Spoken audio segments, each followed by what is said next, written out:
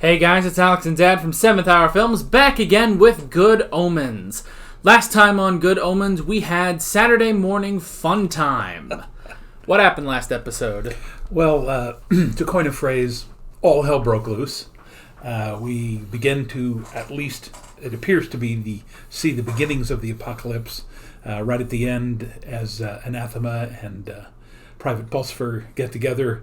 We see, I don't even know, what was it, a hurricane, a tornado in Cadfield. And, of course, you've got Aziraphale being, assuming, taken back up to heaven. Yeah. And it's obviously heading towards its conclusion. Yeah. And where it's going, I have no idea. Yeah. We also met up with Death and Pollution, the remaining horsemen. And we did, or at least I did, question why Pollution has a crown. And people in the comments were saying it's a crown made of plastic. So, okay. It's not exactly what it is, but what it's made of. So, and yeah, that's pretty much that. And now, pretty much, I guess Aziraphale has to figure out how to get back to Earth while Crowley's stuck by himself, trying to figure out what can he do. So, that's pretty much that. This is where we say no spoilers in the comments whatsoever. Granted, there's only one episode left, but and we'll probably have filmed it by the time this video goes up to YouTube anyway, so.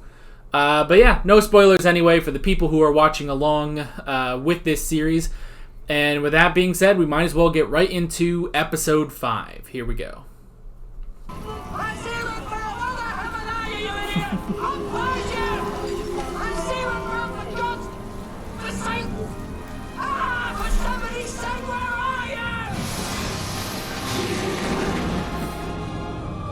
Why can't he put out the fire?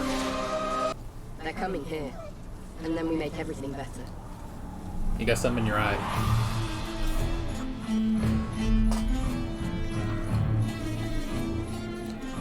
Makes you wonder how he knows about his new friends coming. Yeah. I guess it's all in the power, but I don't know.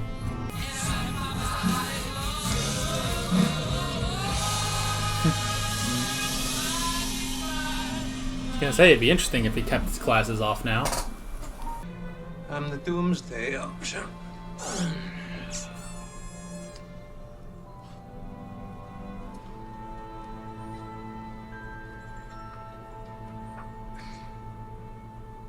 What kind of a place is this? I'm afraid I hadn't actually prepared to step into the transportation portal, you see, and the body is discorporated. I'll figure it out as I go.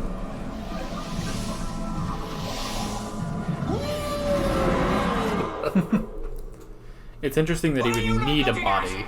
Don't you know there's a war on? My friends are on their way. It's interesting that he would need a body, considering that he can do so much with it. Yeah. I've spent my whole life trying to figure out what Agnes wanted me to do, and she's never failed me. Sometimes I fail her. Same again. Maybe Agnes predicted that they would stop Adam. Pity I can't inhabit yours.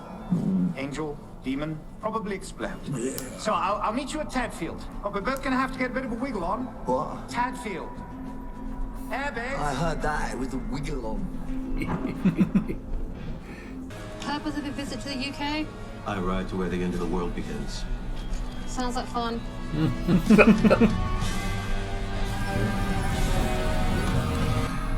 The purpose of the scales, we think of them as scales of justice, but it may have been scales as in famine, you lose weight, and you record that on your scales. Maybe. Any sign of him yet? Rides a pale horse. Yeah. He is the most different of them. The tea's getting cold, Lord. It's been a long time. But now we ride. Yes, now we ride. So maybe he's the leader of the four of them?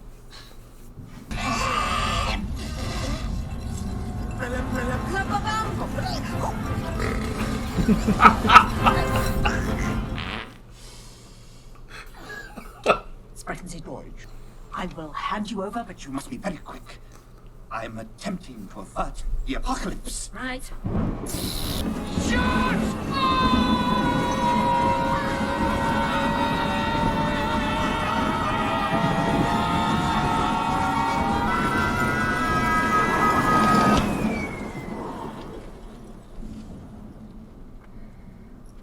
Wasn't that touching? Right, well, lovely to meet you all. And it's official. This is the biggest traffic jam in England's history. Why? What you did to the M25 was a stroke of demonic genius, Tom. When it opens in 1986, actually looked like this. Love the overhead projector. Represent the great Yeah. sigil Odegra in the language of the dark priesthood of ancient Mu. Odegra means, hail the great beast, devourer of worlds. Can I hear a wahoo? Nobody was getting in or out. Crowley had made it. Now Crowley was trapped inside it. Right, the M25 is now an impossible burning ring of infernal fire, and that's my fault. Come on, Tadfield. It's incredibly specific. We're not saying a lot because there's so much plot to Yeah. have to go through. Because in the world. I'm hanging up the phone now. Too late.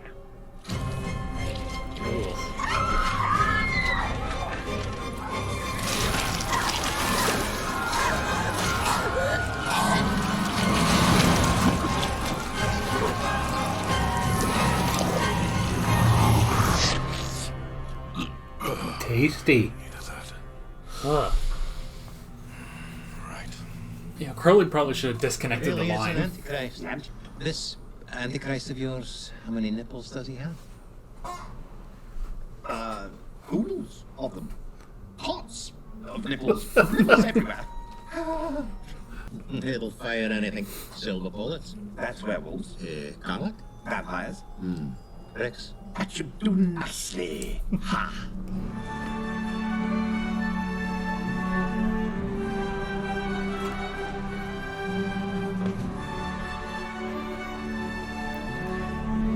So they're just gonna lob a brick at him and hope it kills him. But if he's in London, how does he get to Tadfield? I don't know. Is Tadfield outside the M25? I think so. Windscreen wipers, you got hands in my hair. Stop it! Windscreens. You're doomed! You hear me, Crowley? You're doomed! Whatever happens, doomed! Crowley has something no other demons have, especially not Hast. An imagination. Right now, he is imagining that he is just fine and that a ton of burning metal, rubber, and leather is a fully functioning car. He had started the journey in his Bentley, and he was damned if he wasn't going to finish it in the Bentley as well. So if he can keep his car from burning, he should have been able to put out the fire at the beginning of the episode. Time, nothing's getting out of London. Sure about that?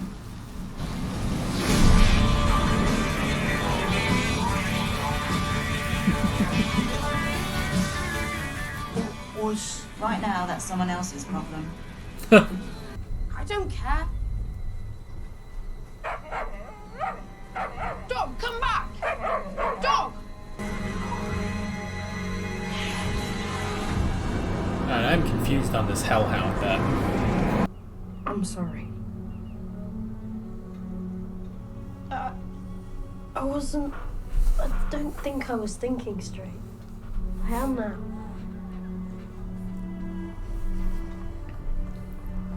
Might doubt that for a minute. Whatever I've started, we've got to stop it. We need our bicycles. Meet back here in 5 minutes. Can't you fly? Going. Then you both must stand between the world of life and the world of war, where the iron bird lands no more. The airfield. Hold on!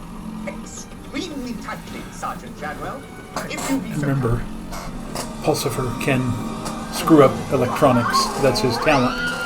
Yeah. Sergeant Chadwell, and off we go there!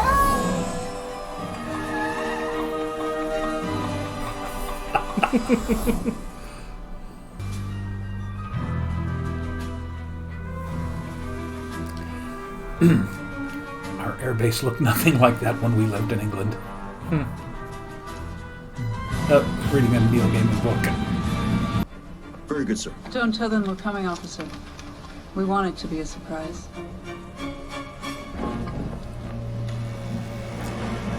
Usually not an officer at the front gate. You really do call your car Dick Turpin. Yes? I bet you're hoping one day someone's gonna ask you why. Maybe. Right. It can't be this easy. It really can't. There's going to be guards and security cameras. Aziraphale might ask why.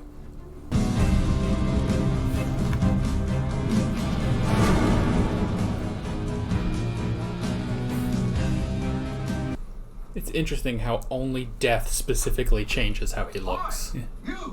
And the whole world will be at war. And once the war begins, the famine comes. Then the pollution.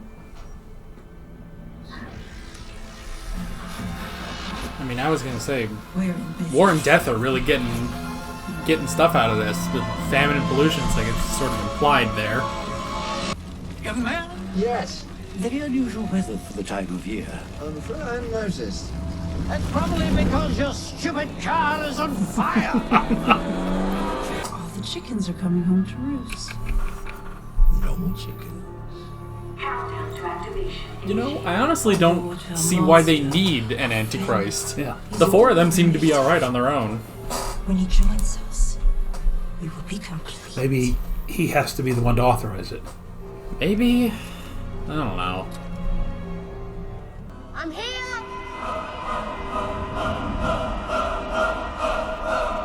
He is here. Everything ends now. Time is over. Oh, and there it goes. 17 minutes to the end of the world. Whew. Alright.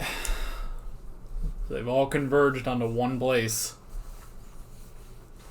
Now the only thing is, they're doing all this, letting the Earth go to war and letting it destroy itself. When are the forces of heaven gonna come in and put them down like it says in the book? Well, again, I'm totally confused here because, again, Revelation says it has to actually happen on the plain of Megiddo. So, they can start the end of the world, but the actual final battle has to be in Israel. Yeah. So maybe this is just going to get it started, and then from here, we go back to Megiddo, where supposedly the Antichrist and the four horsemen will then battle, Gabriel and Michael and all the rest. But we haven't seen that being set up at all. Yeah. Other than right at the very beginning of the episode, we haven't seen, the heaven contingent. Yeah. Since then. I guess. I mean, I don't know, because you would think, I guess if they came in now and defeated them, the Earth would still be there. So maybe they're waiting for the Earth to be destroyed first. Maybe. Yeah, I don't remember the specific sequence in Revelation, but I do know that the final battle is on the plain of Jezreel in the valley of Megiddo, and the army of the east must march in to do battle. I mean, that's... Yeah. I have a vague recollection of that. This is going to sound very, very weird, but back in the either late 80s or early 90s, I had a friend who worked at one of the big mega churches here in the metro area who wanted to do an oratorio called It's Getting Late. And it's basically a series of 12 songs that cover Armageddon. And he asked me basically to string together how to stage it, and we did that. And one of the songs just was a kind of a repetition of Israel and the valley of Megiddo and the plain of Jezreel, and how it literally put together all of those particular instances that had to occur before the final battle came. So that's why I'm remembering it that way. Yeah. Now, I mean, I thought of a stupid explanation of how they could get past it, because they could easily make up some explanation, or maybe it is that they're doing all the preparations in Tadfield, and then they're gonna go later now that Adam is there. But I did kind of think, what if they tried to just explain it away of Megiddo in I guess the Hebrew language, what if somehow that does translate to Tadfield? And so it's like, well, it just happened to be right here. Yeah. So I have no idea. I mean, because I'm a little confused because we had Haster go to Megiddo to find the Antichrist who wasn't there, and then we have the four horsemen go to Tadfield of their own accord, just go to Tadfield to do all this stuff, and then Adam just happens to go there. So it's like, why wouldn't they go to Megiddo? Why is it specifically? Yeah. But then it is the same question I asked: is why do they need an Antichrist when the four of them seem to be doing everything on their own?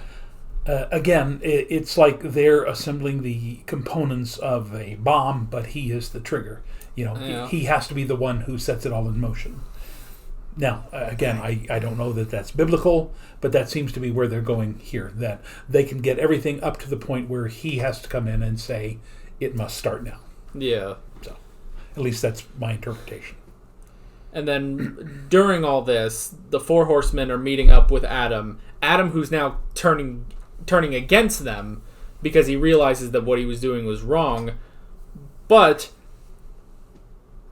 Aziraphale and Sergeant Shadwell are there to kill Adam to stop all this from happening. Because that's what they believe they have to do. Now, again, in this last 17 minutes of the last episode, as it were, they may come to the realization that they don't have to do that. That's true. But again, this goes all the way back to episode 1 when we were talking about the fact that everybody is doing what they think they're supposed to be doing and not actually following the events as they're happening. That's how all of this, got broken down in the first place with the delivery of the wrong baby and everything. Everyone thought they were following protocols, but they weren't actually watching what they were doing, listening to each other, and that's how it all got screwed up. All right. And it does seem that Adam has finally come to realize that you don't have to destroy the world, as in the Great Flood, but you could fix it. Yeah. So I mean that seems to be, in my opinion, where they seem to be going in the last episode. Is he's going to figure out a way not to destroy the world, but to find a way to fix it. Yeah. Now, also with that. Because we've established that Adam is needed for the apocalypse, despite the fact that the four horsemen are already getting things set up. So the next thing I would think is, okay, there has to be something where Armageddon does start, or maybe they can't prevent it and they have to stop it while it's happening. But if it all depends on Adam, then if he just doesn't do it, then that's just that. Like, can he send them away? Can he destroy the four horsemen? I have no idea. Yeah, it's like, how much power does he have over them? Because it's like, he's going there to meet the four of them, to stop them, and it's like, well, if you have all this power, why can't you just stop it? Just right here and now. Why do you need to go to them? And because they're doing that, because he's going to them, do the four of them possibly have a little power over him to make him do it? Yeah. And then, because otherwise, if he just goes there and he can just stop Armageddon right then and there, there's no purpose to Aziraphale and Crowley and Sergeant Shadwell being there in order to try to stop him. So then you don't have a conclusion. Yeah, so we're going to have to find out next episode, obviously, how they're going to do that, because if the entire Armageddon hinges on Adam and he just doesn't want to do it, then how does the show, how does the plot keep going then? Well, I'm sure these two brilliant writers will figure out a way. Yeah. Okay. So we got Aziraphale now without a body that he just accidentally. So I guess if he had properly gone into the circle, like after he prepared, the body would have survived when he made it there. Which is interesting because he's gone back to heaven before, and he'll just like go up the escalator, but this time it was a very specific way of going back that ended up just destroying his body, which is interesting.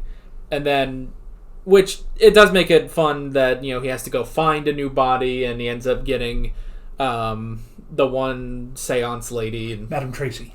Tracy. So that's interesting. And 100% unrecognizable Miranda Richardson. I'm just astounded by, because I saw her name in the credits, and I kept thinking, where is she? I thought she was much younger than that, and then I kept looking, and here it is. Witchfinder Sergeant Shadwell, Michael McKean, Madame Tracy, Miranda Richardson. It's like, wow, would have never suspected that was her. So the body stuff was kind of interesting, and then just the sort of driving in more how much Aziraphale is different from the other angels. He's like, well, I have to go back, and they're like, well, what are you gonna do without a body? And he's like, well, demons can possess bodies. Like, you're not a demon. He's like, I'm gonna go try it anyway, and then he leaves. Yeah. So, I think it's interesting that the teachings of Christianity and Judaism, which is what this is based on, basically, you love your neighbor, love your enemies, and do unto others, and yet all of the angels, especially the sergeant major, whatever he was there, trying to get everybody into uniform, is saying, we've got, this is our war, this is our plan, this is what we've got to do, and he's the only one who actually says, I'm not going to fight in this war. Yeah. That's the Christian thing, turn the other cheek if somebody offends you.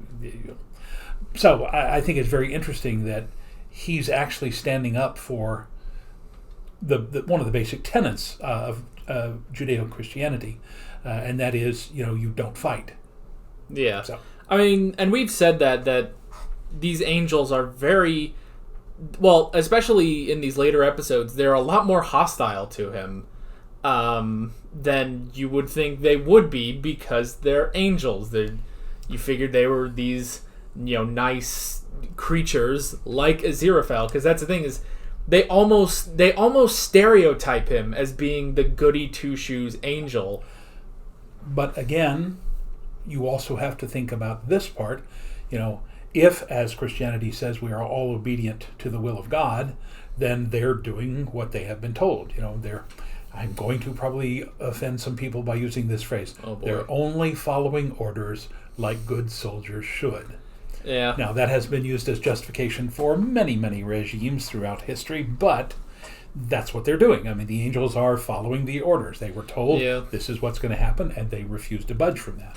And it's only Aziraphale who says, but I've actually lived amongst the people, and I know that the idea is we're not supposed to hurt them. We're supposed to guide them and direct them to a better life, rather than just, like the flood, wiping them all out. So.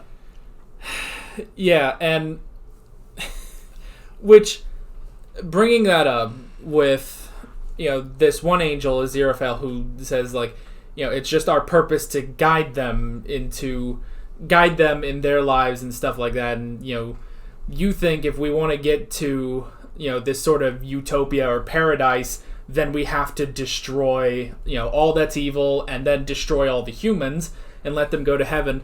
And if I could connect that to something, that is a plot of Dragon Ball Super. If I'm not kidding, that's one of the plots, because it's the god in training of the 10th universe, who looks upon mortals, and he's like, why do we have them? They keep destroying themselves. They have all this, we give them this world and they destroy themselves, and they're so violent and horrible, and they're not like us. And that eventually leads him down a path to where he's like, well, I need to destroy them all. The mortals are bad. I need to get rid of them. And it drives him insane. He ends up killing all the other gods of all the other universes and stuff like that. So it is a lot of the same thing. Well, I mean, you get down to that basic question. Are all the people in this world wrong? Are they all evil? Yeah, even if they're partially evil. Because, let's face it, even the first time that God destroys the world in the Old Testament, he does find one man and his family who have always lived by the commands of God, and therefore they will be spared and they will repopulate the earth. So I've heard nothing about that. Is there no one who is the follower, doing the things that they're supposed to be doing, or are we just going to wipe out the entire earth?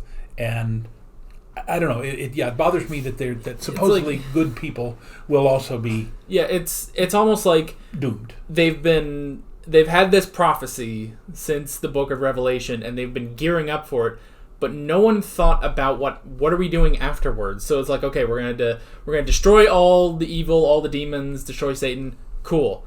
What about the humans that are being caught in this crossfire? Are they all going to die? And now we're taking them all up to heaven. And it's like, but we already had a system to where, because not all the humans should go to heaven. So it's like, well, then you could send them to hell. Well, we just got rid of that. Well, there's also, and this is one of the most extremely debated parts of Revelation, is that there will be a chosen. Now, if I recall correctly, it's like 144,000 people who will be taken up to heaven before the apocalypse takes place. Oh, the rapture. Yeah. Kind of. Yes, because there are, again, widely varying interpretations of this idea of the rapture. We'll meet the Lord in the skies, and there's been no mention of that whatsoever in this. No. So, we're going on the concept that does not happen. So if the good people are not taken up so that they will be spared the apocalypse, then we must assume that everyone is evil, and that therefore everyone must die. And that's troublesome. It seems like the way that heaven has thought this out is that all they see are the demons that they're going to destroy. They're going to destroy all the demons, the Antichrist, the horseman, and the devil himself. But they must just not realize the humans that will be caught in the crossfire. And if you don't have a plan for them, then they're all just, the entire human race is going to be wiped out. But it's Aziraphale and Crowley that have lived with the human race for 6,000 years that no, what are we doing with them? And if we're not doing anything with them, if they're just gonna die, just as a necessary casualty or something, then we can't let this happen. We can't let even if there are evil people on the earth, there's too many innocent people that will be caught in this war, so we have to stop it. Yeah.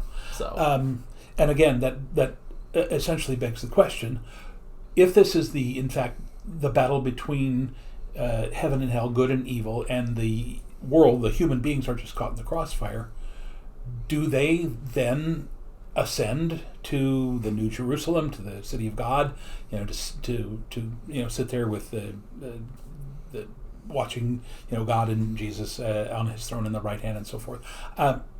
Because there's not only no mention of that here, but again, that's a theological question that we've been arguing for 2,000 years. Yeah. What happens to these people?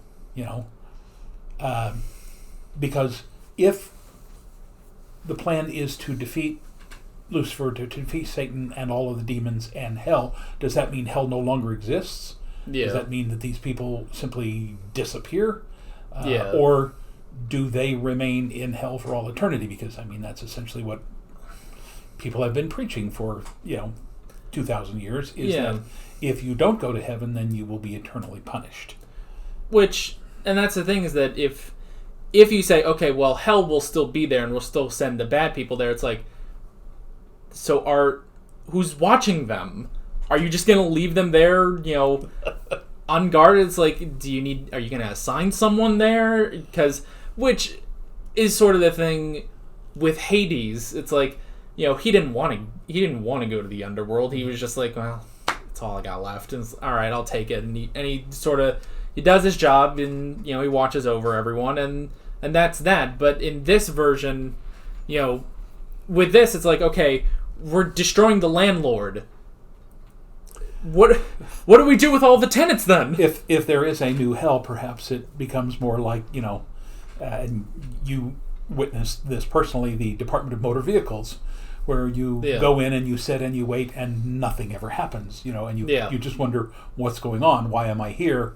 And except that it's the DMV for all eternity. Yeah, it could be that. It could just be some prison. Maybe there's angel guards, but it definitely feels like, especially in this version, because they don't bring up, like, the angels never bring up what's going to happen. It's like they just didn't think that part through. What they've thought through is the apocalypse, but what do you do after that is the question. Interesting premise there. Yes, here's the apocalypse. Then what? That's always. What do you do next? Which gives another reason for Aziraphale and Crowley to stop this, because before it was really just well, they've lived on Earth, they like Earth, they don't want to see all the humans die and Armageddon happen because they don't really like. Crowley doesn't want to be destroyed, and Aziraphale just doesn't want to go back to heaven. But now it is sort of more of at least. Probably more for Aziraphale, it's like saving these humans from just annihilation. Yeah. So from injustice. He doesn't think that it's right that these people should be punished. Right. If you're given free will, then if you disobey the commands of God, then it's not really free will. Yeah. I mean, that's a very deep philosophical question, but God lays out, here's what you have to do, and if you choose not to do it, because I have given you free will, then is it really free will? If you're going to be punished for doing what you think is the right thing, that doesn't necessarily correspond with the commands of God, is that really free will? Yeah, it's a tricky subject. So let's hope that they're going to come up with at least some kind of partial answer to this in the last episode, in episode 6. So either there is a plan, or they specifically say there's not a plan, and that's why Aziraphale and Crowley have to really try to stop this. Let's see. We had the seance. That was funny, and especially with Aziraphale letting them talk to Ron, and then he's going nuts and is like, okay, now where was I? So that was funny. The M25 being a ring of fire and hell, that was interesting. That was because it's almost sort of random. It's like, okay, well, here's this thing. We're just gonna kind of use this to keep Crowley away until the end of the episode when he can get to the airfield base. But it is specific. Like, no, this entire ring of fire that you really can never get through is his fault for designing it that way, because that's just what he does. When he said at the beginning, it's like, oh, I knocked out everyone's cell phone for a few hours, and the demons are like, what does that matter? And it's like, oh, people hate it. We're doing evil. It's just how he does it. It's our job.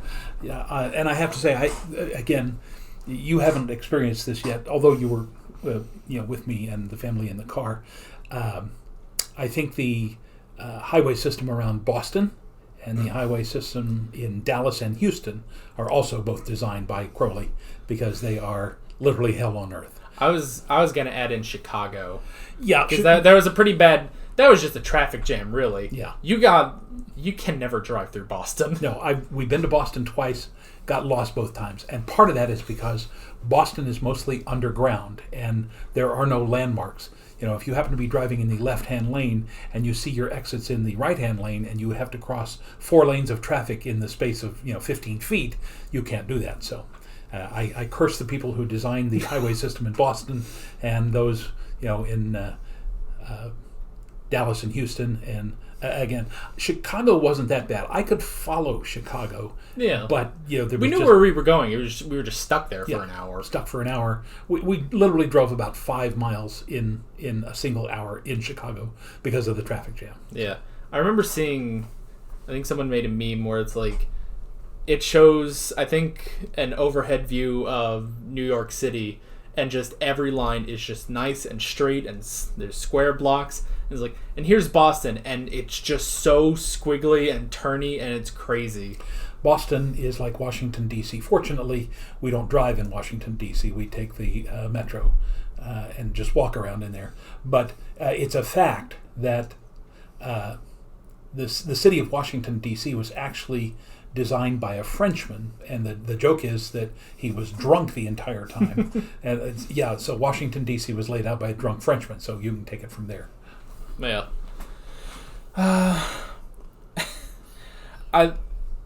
I like the, Aziraphale obviously doesn't want to kill a child, so he's really insistent that Sergeant Shadwell will kill Adam.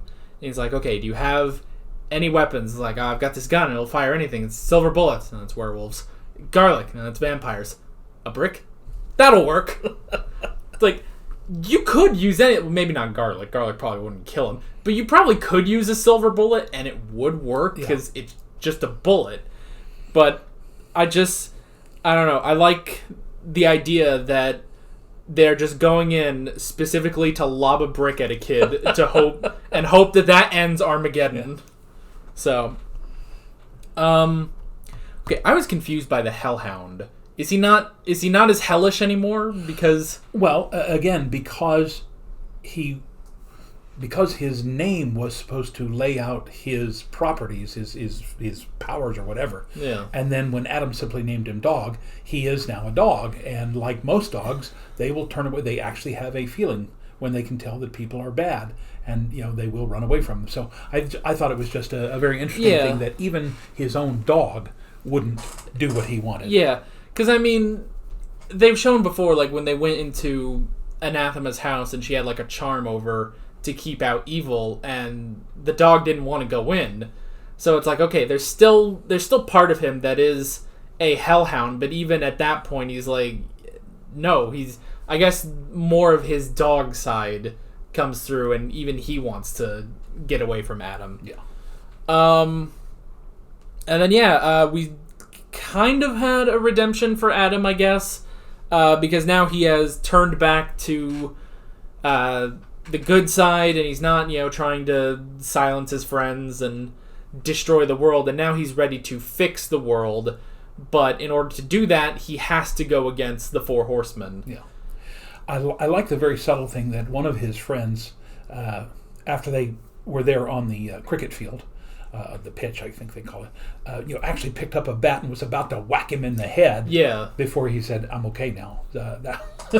So it just goes to show you that even they understood that what he was doing was wrong. And again, I don't remember if he was awake at that moment, but if he had seen that one of his own friends was about to smack him with a cricket bat, then that might have been part of his, okay, I realize that I've been screwing up and I need to fix this. Well, to the opposite of that, I was thinking he's going to wake up and see him with a cricket bat and he's going to get angrier, but he ended up not. He's like, yeah, if you're going to hit me with a cricket bat, I should probably stop what I'm doing. Yeah. And so now, because Adam has, switched back, it now makes the Four Horsemen our villains of the show. Now, we kind of talked about, if he just doesn't start Armageddon, what are they going to do? But I did sort of think maybe the four of them together have some power over him.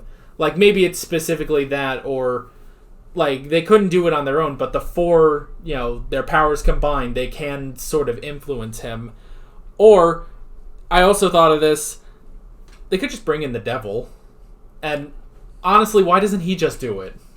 It's like, because again, I'm assuming it's because they're trying to adhere somewhat to the Book of Revelation, right?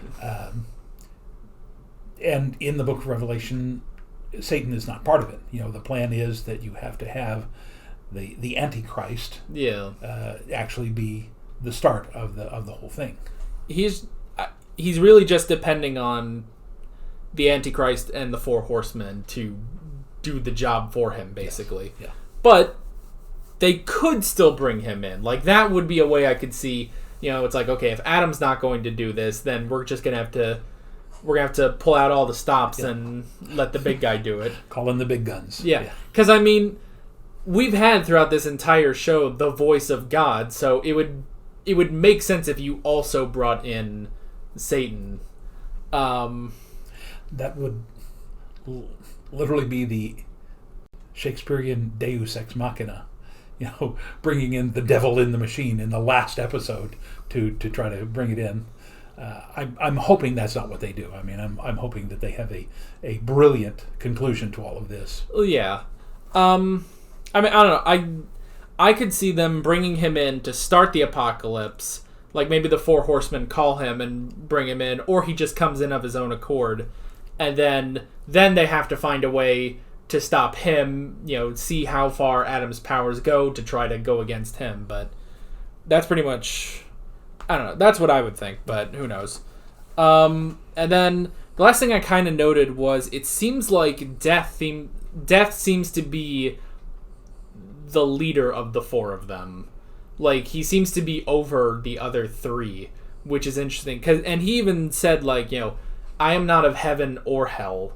So it's almost like, yes, he's there for the apocalypse because he's there for all the death and stuff like that, but he doesn't exactly have a stake one way or the other. He's more just leaning, I guess he's just in it for himself because he is death. Yeah. I mean, everybody dies, whether you're good or evil. Yeah. Nobody gets out of this world alive, yeah, as they say. So, yeah. They talk about in the book of Exodus, the angel of death. Yeah. Coming down to Egypt to kill the firstborn. So, is this the same angel? Is there only an angel of death who is, again, neither good nor evil, but right, simply the bringer of death? So, yeah, so he'll come in on either side, just whichever one promises death, basically. Yeah. But even still, despite the fact that if he's not on either side, he's just in it for the death, but he still has some, like, authority over the other three horsemen.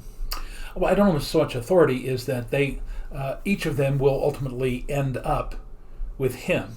Right? Yeah. War brings death. Famine brings death. Yeah. Pestilence and pollution brings death. Yeah. So they see him as their goal. Yeah. It's like, all right, we do all this work, and then he takes it home, and our job's done. So that's pretty much all I got. You got anything else? No. Again, just can hardly wait for the final episode.